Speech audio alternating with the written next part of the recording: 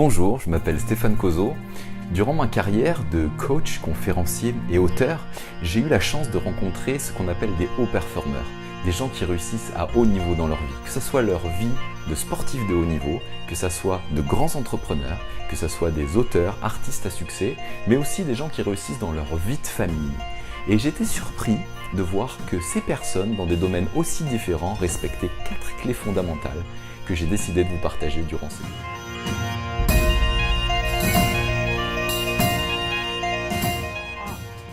La seule chose qu'on n'a pas le droit de faire, c'est de se décourager.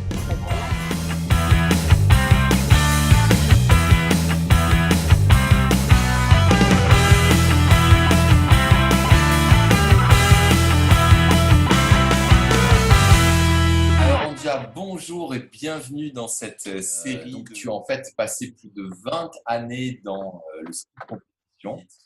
Tu as à ton palmarès 2 finales olympiques et maintenant tu es mentor et tu es productrice en fait de médias comme des podcasts et des vidéos pour les athlètes. Je voulais te poser rapidement en fait quelques questions pour permettre aux gens d'oser plus. Il y en a pas mal. Mais là, on a parlé de ma victoire en Coupe du Monde, donc je vais commencer avec ça. Et là, j'étais en haut d'une piste qui me faisait vraiment, vraiment peur et j'avais pas envie. J'avais envie en fait de faire demi-tour et pas y aller du tout. Ce qu'on a dans le sport, c'est qu'on a plusieurs choses, mais le plus important, je crois que c'est avant de partir, on a quelqu'un qui dit 3, 2, 1, go. Et quand c'est go, c'est go. Et en fait, ça nous aide naturellement à partir quand il y a quelque chose. Et on l'utilise en s'entraînant aussi. Donc, si on doit faire un saut, c'est la première fois, ça fait peur. On dit 3, 2, 1, go. Moi, je suis tout à fait d'accord puisque dans l'accompagnement que je fais en coaching avec les personnes et dans les séminaires que j'anime, je peux vraiment remarquer que la plus grande limite que les gens se donnent, et moi inclus, en fait, sont liées à nos pensées et parce qu'on pense trop. En fait, on attend le moment parfait, on attend le timing parfait. On veut toujours améliorer les choses, donc être toujours parce que dans la tête, c'est plus confortable et en fait, on repousse systématiquement l'action, le faire les choses. Et donc, je trouve que ce premier point, ce premier conseil en fait que tu donnes, il est fantastique parce qu'il y a un moment, c'est peu importe si je suis prêt ou pas, ça y est, c'est le moment, 3, 2, 1, go, j'y vais, on verra bien. Et comme tu dis, soit tu réussis, soit tu échoues, mais tu gagnes de l'expérience. Donc, soit tu réussis, soit tu réussis. En fait, de toute manière, quand tu passes par l'action, tu gagnes de l'expérience. Cette expérience, des fois, elle est agréable. C'est une victoire. Elle peut être désagréable si c'est un échec. Mais de toute manière, c'est de l'expérience. Et là, on est dans un cercle vertueux parce qu'on gagne de l'expérience. Donc, on gagne de la confiance.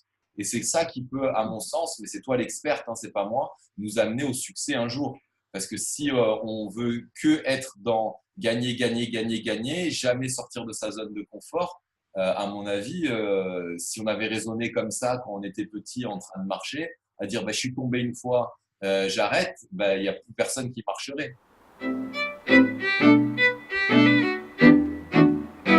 Ça va aussi de toi vers toi. Donc, moi, dans cette composition-là, ce que je faisais, j'ai dit, bon, déjà, respire. Et j'ai regardé l'horizon devant, les montagnes devant. Et ce que ça fait que naturellement, on se met un peu plus en posture Moi, je l'ai, celui-là. Je suis prête. Alors que si on est comme ça et on ne regarde pas, on n'est pas vraiment prête. Donc ça, c'est une autre chose qu'on peut se truquer comme ça. Rien qu'avec la posture en position, ça y est, je suis prête. C'est génial ce que tu dis en PNL. On appelle ça des ancrages de ressources en fait. Effectivement, c'est que on vient connecter le programme à l'intérieur de nous qui maximise nos ressources en fait. Et effectivement, on peut faire tous l'expérience que si on est comme ça, les épaules en arrière, la confiance en soi, elle est beaucoup plus présente que si on est comme ça, tout recroquevillé, quoi. Ah ouais, donc en fait, toi, tu avais Exact. un ancrage de ressources sonores, le 3-2-1 Go, et plus l'ancrage visuel, en fait, qui te mettait dans tes conditions optimum. Et alors, ce qui est intéressant, c'est que finalement, le corps, il est bien fait, j'ai l'impression, parce que dès que tu entendais le Go, c'est comme si toutes tes ressources montaient au maximum, même si tu pensais que tu n'étais pas prête, en fait. Oui, on va dire que oui. Mais bon, il y a des fois aussi où il y a tellement de perturbances que ça marche pas. Hmm. Donc c'est le cas où tu échoues ou que ça va pas comme tu veux ou que ça va pas comme à l'entraînement. Mais ce qui est bien dans le sport, c'est que, bon, il y a que le résultat qui compte, mais il y a l'expérience qui fait que la prochaine fois, tu feras peut-être mieux. Et c'est permis, c'est complètement permis. On sait, par définition, il n'y a qu'une gagnante ou un gagnant à chaque fois. Donc, si ce n'est pas toi, c'est quelqu'un d'autre, mais tu ressors avec une leçon. Et comme c'est notre travail en tant que sportif de s'améliorer, de constamment penser comment je peux faire pour m'améliorer, c'est dans la nature des choses. Alors que dans la vie, on n'est pas forcément, on ne pense pas forcément comment je peux m'améliorer quand on a fait quelque chose qui n'était pas vraiment selon le plan ou ce qu'on avait espéré. Mais dans le contexte du sport, c'est quelque chose de permis, de normal, c'est dans l'ordre des choses. Ouais, tu veux dire qu'en fait, dans la vie de tous les jours, les échecs, c'est presque si on les considère comme définitifs, en fait. On va rester dans l'échec très très longtemps au lieu de le considérer juste comme une expérience et, comme tu disais, du practice, en fait. Je suis en train de m'entraîner. Donc, je peux être en train de m'entraîner à trouver la femme ou l'homme de ma vie. Et même si j'essuie des échecs, je gagne en expérience. Je sais plus la personne qui va me convenir. Je sais moi aussi quelles sont les erreurs que j'ai commises, que je vais adapter dans le temps. Dans une carrière professionnelle, ça va être aussi pareil. La seule chose qu'on n'a pas le droit de faire, c'est de se décourager. Parce que Voilà. là, tu te décourages et il n'y a plus rien qui va. Si on peut amener ça dans la vie, et parce qu'on a fait une erreur ou on a dit quelque chose qu'on ne voulait pas dire, ou si on se laisse décourager par ça et on ne le fait plus, ben c'est comme si que dans le sport, on a perdu une fois et on ne refait plus ce sport-là. Donc en fait, c'est super intéressant ce que tu dis parce que finalement, tout repose sur ce socle de ne pas se décourager, donc de rester motivé, donc de garder un état d'esprit positif. Si ça saute, il y a tout qui s'effondre en fait, puisque du coup, on va Oui, plus. et une confiance que ça peut s'améliorer. C'est ça. Quand tu refais, ben, au fur et à mesure, tu vas t'améliorer.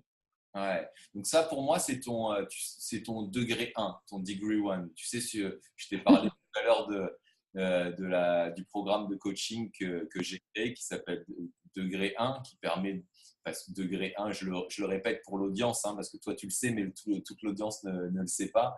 Degré 1, c'est parce que l'eau bout à 100 degrés et pas à 99 degrés. Et ce petit degré qui fait la différence transforme l'eau en vapeur, qui permet de faire bouger une locomotive qui peut, elle, tracter des milliers de tonnes. Et donc, je cherche parmi les interviews quel est le degré 1, c'est-à-dire cette chose fondamentale qu'il y a en nous qui est la plus importante, parce que si elle n'y est pas, cette chose-là, il y a tout qui s'effondre. Et au contraire, si elle y est, on est dans une dynamique de succès. Donc moi, ce que j'entends dans ce que tu dis, le degré 1, c'est peu importe le résultat, peu importe si je gagne ou si j'échoue, je dois maintenir un état d'esprit positif et continuer. Puisqu'en fait, si on arrête, ben, tout s'arrête, quoi. Oui, après, je veux dire, c'est pas comme si moi j'ai échoué dans la finale olympique. Je sors pas de là où, ouais, tout va bien. J'étais déçue, je repense à tout ça. Mais le degré 1 ou le premier degré, ou je ne sais plus comment tu appelles ça, Ouais. c'est que il y a tu sais que c'est une phase et après tu avances. Tu dis, bon, c'était pas ce que je voulais, comment je peux faire pour aller mieux la prochaine fois? Et là, je Et sais que je pense que c'est ça.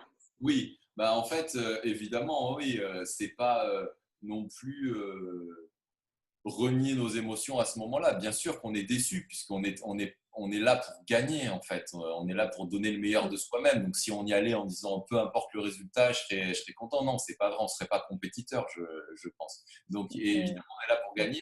Mais après, c'est comment je manage mes pensées pour que dire comment je me remets dans un état d'esprit positif et créateur pour recréer quelque chose de mieux et faire de cette expérience quelque chose de positif en fait. Mhm. Oui, exactement.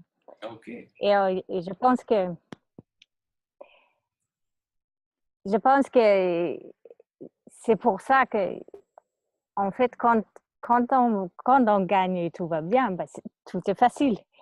Mais c'est pour ça que les grandes leçons, c'est dans l'échouement, parce que c'est là où tu apprends comment, comment te rétablir, comment te re-encourager. Tout à Et, fait. C'est peut-être là où et c'est ça que tu amènes avec toi dans la vie, je pense. ouais, je pense que c'est dans l'échec que tu t'enrichis le plus. Mhm. Oui, c'est, ça fait un peu comme quand on dit que oui, la beauté, ça vient de l'intérieur. Hein. Ça fait un peu cliché, mais il y a toujours une raison pour que les choses deviennent des clichés. Hein. Il y a Exactement. un grain de vérité. Exactement, exactement. Ok, et quels seraient, toi, tes conseils que tu pourrais donner aux gens pour qu'ils puissent apprendre à oser? C'est une vraie problématique chez beaucoup de personnes.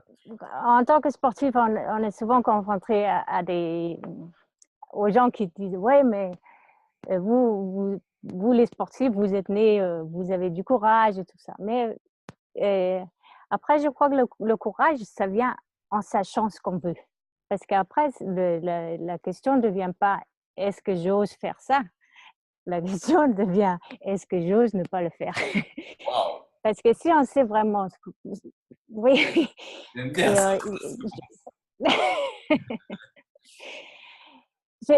ça. si on est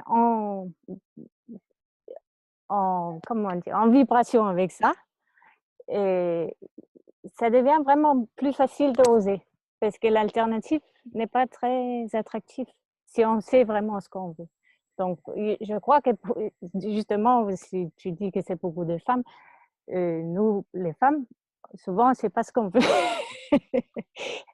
Et c'est peut-être là, par là il faut commencer. D'accord. Donc, du coup, pour apprendre à oser plus, il faudrait avoir un focus très, très fort, en fait. Bien savoir ce qu'on veut, se fixer l'objectif. Et 3, 2, 1, go! Voilà, c'est simple, hein?